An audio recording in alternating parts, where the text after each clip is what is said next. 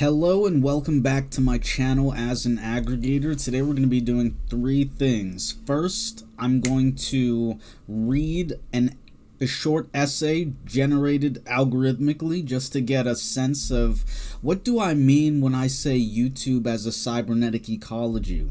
And also, after that, I'm going to pause, cut the audio, and then scroll through Culture Commentary 6. As you can see on your screen right now, in the description, it tags this playlist as a dynamic playlist sorted by date added newest. What that means for our dynamic playlist is that playlists are not always sorted statically. That means the playlist is a continuous structure as if it would always remain in a static configuration. Sometimes we switch it up with dynamic playlists where we change the sort by dates intermittently to provide a different contextual experience. Stay tuned. Okay, so page 1. What it means to be a content consumer in the context of YouTube as a cybernetic ecology. The passive loop and the feedback loop. I used to think I was just watching. I thought I was a passive observer sitting comfortably behind the glass of a glowing screen while the content danced for me. But the more time I've spent on YouTube, the more the platform began to know me, predict me, reflect me. The more I've come to realize something deeply unsettling and oddly thrilling. I'm not just watching the system, I am the system. As a content consumer in YouTube's cybernetic ecology, I am a feedback node, a signal amplifier, a behavioral data engine that feeds and trains the very machine I think is entertaining me and entraining me. To consume content on YouTube is to unknowingly participate in a massively distributed sensing organism. Every click I make, every video I skip, every playlist that I create, every second I linger on a thumbnail, it's all telemetry. The behavioral data that flows invisibly through the system gets chewed up by the algorithm and returns as my next recommendation. I watch the system, and the system watches me harder. What I choose to watch doesn't just shape my experience, it shapes the topology of the platform itself. The algorithm is not neutral. It is a dynamic, evolving system tuned to maximize engagement, and I am one of its co-authors. When I let autoplay run, which I never do, when I binge a series, when I subscribe, or even just hesitate while scrolling, that's not passivity, that's code, that's fuel. There is no such thing as neutral consumption in a cybernetic ecology. Every view I give a creator helps determine their visibility. Every second of retention I provide helps someone's ideas spread. I'm not just watching content, I'm choosing who thrives. My preferences, as insignificant as they may seem, form the scaffolding of cultural relevance on the platform. And the more I act, the more the system reacts. The more the system reacts, the more it narrows and fine-tunes its understanding of me. So I start getting better recommendations, right? But that's the trap. The system optimizes not just for my curiosity, but for my predictability. The algorithm doesn't want me to be surprised, it wants me to behave. And I do. I fall into the loops that feel good. I become a user profile, an engagement archetype. My digital self ossifies into something marketable and easy to serve. But I can resist, and sometimes I do. Conscious consumption and the return of agency. To be a conscious consumer in YouTube's cybernetic ecology is to reclaim agency in a space designed to erase it. It means realizing that watching is not natural, it's not neutral, that my gaze is power. I can choose to watch with intention. I can interrupt the loop. I begin by curating my own journey. rejecting autoplay, digging into creators who operate outside the trend machine, seeking playlists that challenge rather than comfort. I follow curators, not just creators. I seek out ideas, not just aesthetics. I resist the frictionless slide into algorithmic dormancy. I make YouTube work for me, not the other way around. When I do this, I start to act more like a co-creator than a consumer. Not in the traditional sense. I'm not uploading videos. But in the deeper ecological sense, I become part of the feedback engine that elevates overlooked creators, that rewards thoughtful content, that stretches the system in new directions. I feed loops that create depth, not just clicks. I am not separate from the system. I am a participant. My choices shape the ecosystem's evolution.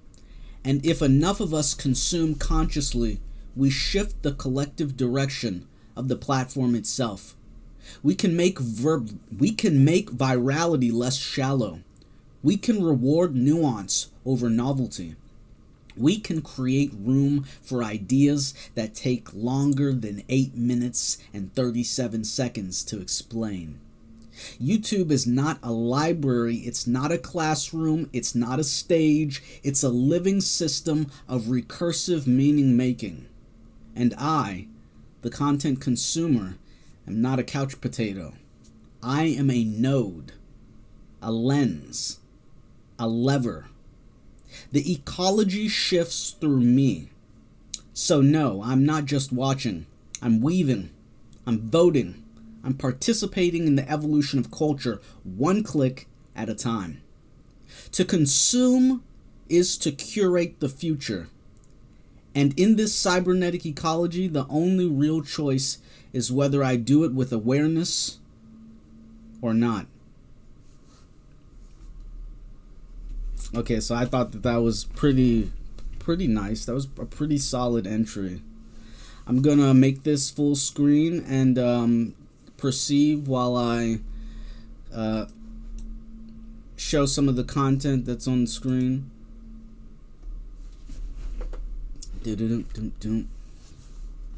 Okay, let's zoom in here.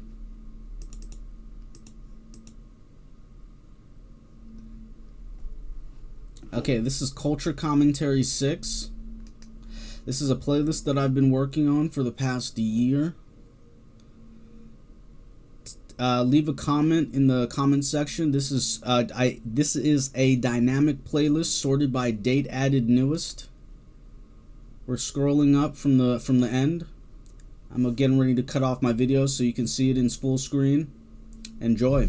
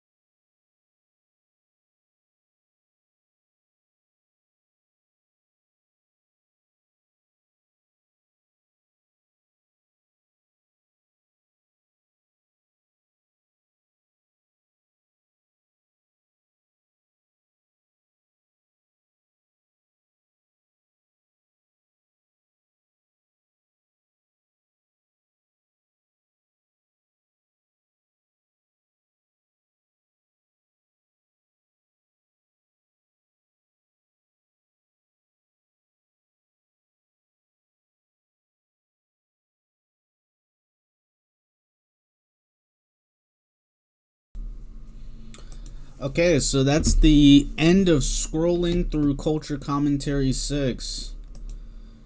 Zoomed in 200%. So I hope you've enjoyed this video. This is a playlist that's still ongoing. It's not finished yet. When this entry in the series finishes, then we'll move to Culture Commentary 6. For our most recent category-specific quick picks, we started creating derivative playlists. It's unknown as to whether they will remain unlisted, but if you take a look in the description, you can copy and paste the link to the description, and there are 3 derivative playlists in the series: Culture Commentary 6A, 6B, and 6C. Each of these are a static playlist. The first one is sorted by date added newest. The second one is sorted by most popular. And the third is sorted by date published newest. So if I go here and take a look, then we can scroll through this and get a sense of what's going on in the culture from my lens as a content consumer. Some really interesting videos published, I believe, within the last 18 months. So again, the first introduction was me talking about content consumption from the perspective of a consumer, just reading a script generated artificially through a generative engine, and I'm going to work to hone this narrative and to craft it and to put my own voice into it. But in the meantime, I'd love if you could take a look at some of the playlists that I've been curating over the past few years. Take a look. Link for Culture Commentary 6 will either be on my main playlist channel or in as a aggregator in the description. So if you've enjoyed this video, add it to a playlist. Thank you.